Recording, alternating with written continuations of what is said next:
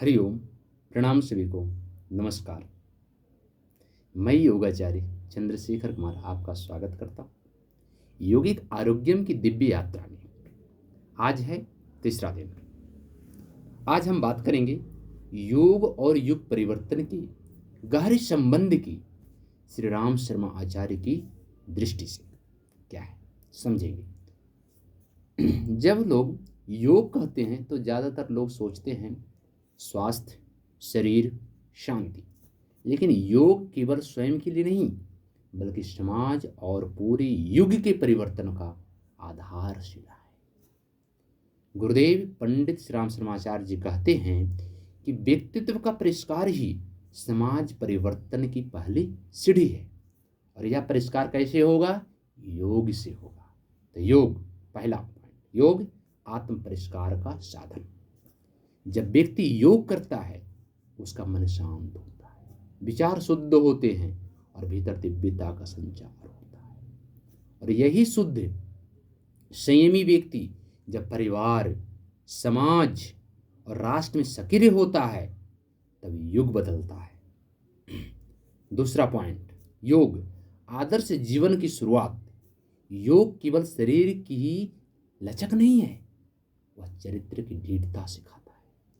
जैसे शरीर को नियमित रूप से आसनों से पुष्ट करते हैं, वैसे ही योग के साथ हम सत्य, अहिंसा, ब्रह्मचर्य, संयम, सेवा जैसे गुणों को भी अभ्यास में लाते हैं।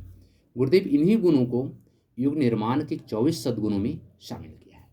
तीसरा पॉइंट, योग चेतना का जागरण और जन चेतना का निर्माण। योग से व्यक्ति के भीतर से जागता है। योग वह स्वार्थ से उठकर सेवा में, साधना के मार्ग पर आता है। योग ही वह साधक है जो मैं से हम की यात्रा करता है। साधना, स्वाध्याय, सेवा, ये त्रिसूत्री योग का सामाजिक स्वरूप है। तो योग से युग बदलेगा। कैसे? योग से युग बदलेगा। योग को केवल कसरत ना मानकर क्या है, चरित्र निर्माण, समाज शुद्धि का आंदोलन माना है। इसलिए योगी बनो, तपस्वी बनो, युग परिवर्तन में सहभागी बनो। इसलिए क्या करना चाहिए? अभ्यास रोज करना चाहिए।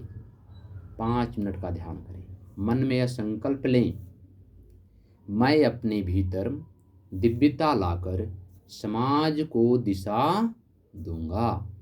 साथ ही आज की किसी एक व्यक्ति को योग की प्रेरणा दे। ये हमने समझा। आज की क्या विषय थी कि योग केवल व्यक्तिगत साधना नहीं है बल्कि युग परिवर्तन की नींव है।